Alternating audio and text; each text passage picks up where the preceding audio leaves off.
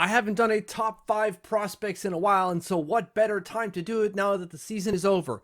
Who are the top 5 prospects by the end of the year in the Islanders prospect pool? And spoiler alert, it's not going to be great.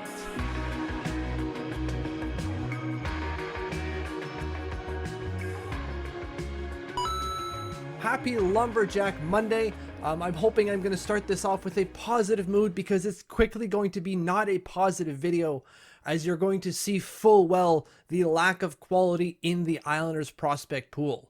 So the top 5 prospects, how am I basing that exactly? Well, for the veterans of the channel, you know that I'm going to base this off NHLE, and this is a stat that I compile on my own. And it's really just an NHL equivalent. By NHL equivalent, what that does is it takes a player's production rate at whatever level they're at, whether that be in Finland, in Sweden, in Russia, and whatever, and compare that to what it would look like, or make it equivalent to the NHL, right? That's the easy way of saying it. So what does a point per game look like in Finland to the NHL? And so by that merit, because you're basing everyone off of what they would look like at the NHL, you can then compare and contrast players from Sweden to Finland to Russia and so on and so forth. So that's how I'm basing it, NHLE. And so when we get started, you're obviously going to know who number 1 is, and that's Aatu Raty with an NHLE of 30.258. So round that up to 30. 30-point player at the NHL level, or NHL equivalent, if you will. Great. That's good for him, right? He put up 40 points in 41 games with Ukraine, added one more playing with Karpat in 6 games. But we saw the quality that was Aatu Raty, a second-round pick in 2021. We saw the quality of this player. He should have been a first-round pick. Even if that was a late first-round pick, he should have been a first-round talent. He wasn't, and we benefited desperately or deeply for it. He is the number 1 prospect in the prospect pool. There is no question about it. And at 19, putting up 30 points at an NHL equivalency is exactly what you want to see. In another prospect pool, he's probably somewhere in the top 5, maybe not number 1. But the only players who'd be above him are like first or top 10 picks in the NHL draft, right? Which he wasn't necessarily. And so for the Islanders, this is great. That is our blue chip prospect right now. Now from Otto Raty, it kind of drops down, not only in NHLE, but just in terms of the projected quality of that player. Whereas Otto Raty is probably going to be, or could be, let's say, a top 6 center at the NHL level, and I'm saying could be. These other guys aren't going to be anywhere near that exactly. So number 2 is Otto Koivula, and already you're going, haha, great. That's not awesome for the Islanders prospect pool. And that's not a dig necessarily at Otto Koivula. He was fine this year at 47 points in 56 games at the AHL level. Put him on pace for what is a 26-point player at the NHL level. But that's the number 2 prospect in league. And Otto Koivula isn't necessarily young anymore. He turns 24 on September 1st. He's no longer young.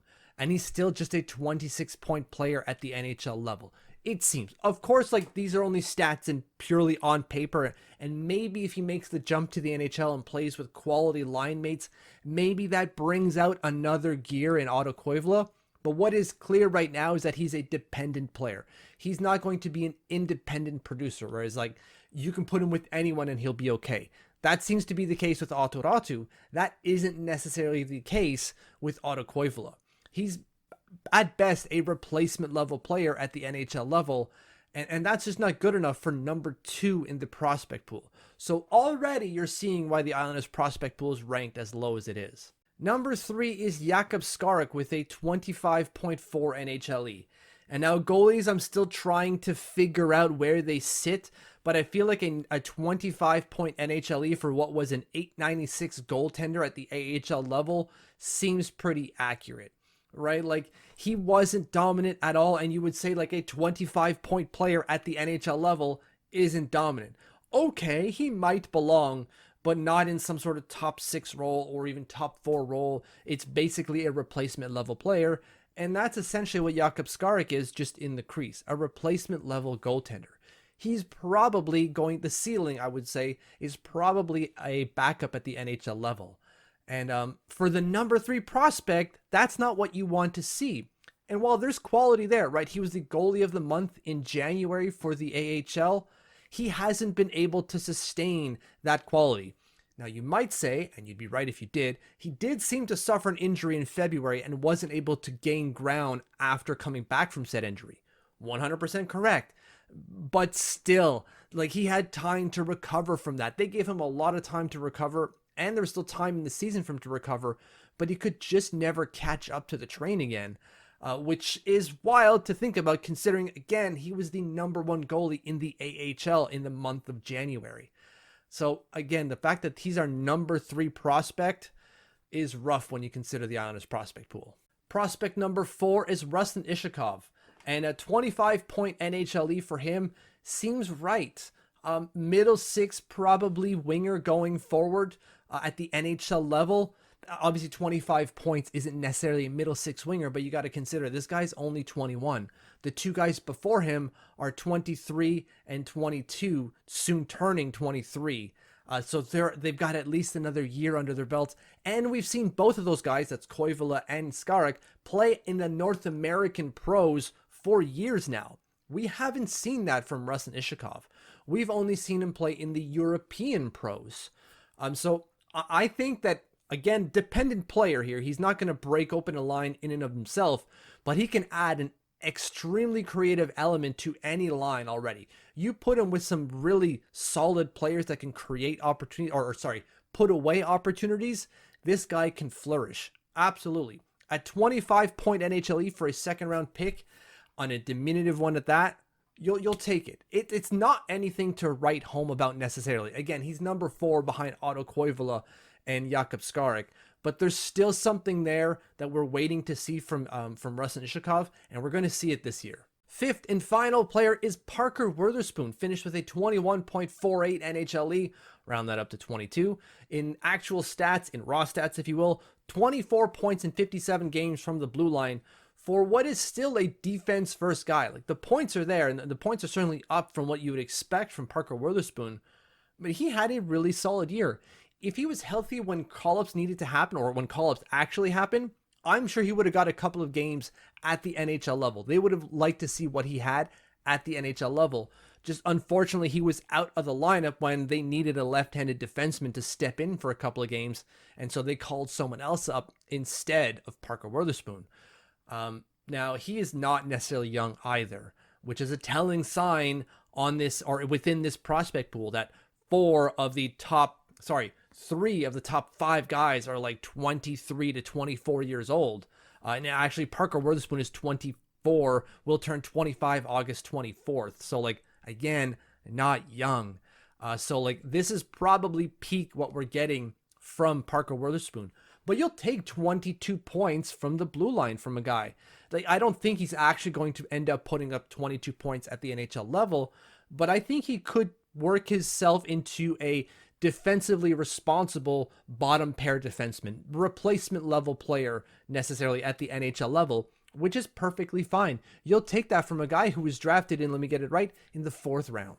You'll take that. A 4th round pick turning into a bottom pair replacement level player, that's perfectly okay. And that seems to be what they've got in Parker Wotherspoon after this year's play. Now, I don't usually do honorable mentions here because I'm only looking at 5. I'm not looking at 5.5 or 5+1, but I really wanted to mention Simon Holmstrom because some of you might be thinking, well, where is Holmstrom?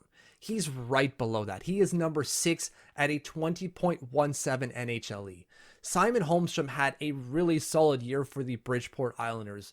And while the NHLE doesn't bump him up within the prospect pool, he's still young, right? Again, these guys are, like, most of them outside of Aatu Raty, that is, in their 20s, right? He is just hitting his 20s. He's just there, and he's been here for 3 years now. So the game is starting to slow down for him at the North American level. I think they're going to give him some sort of, like, maybe 9 games to see what he's got at the NHL level this year. I'm not convinced of that. If anyone is going to get those 9 games, and I'm sure of it, it's going to be Aatu Raty and not Simon Holmstrom, but I could see it happening for Holmstrom this year just on the merit of what he did this season for those Bridgeport Islanders. Thank you for following. Let me know what your top 5 is in the comments below. Now, I know someone is going to put, at least one person is going to put William Dufour, and you're right to do so.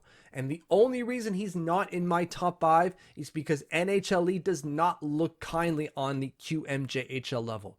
The quality of competition is not as high as some of these other ones. As you'll notice, most of these guys have played at the AHL level. And so that's why he doesn't factor high, even though he scored a ton of points. But let me know what your top 5 is. And thank you for watching. Thank you for following. If you haven't subscribed yet, please hit that button. And if you have already or plan on doing so after I pressured you to do so, thank you, thank you, thank you.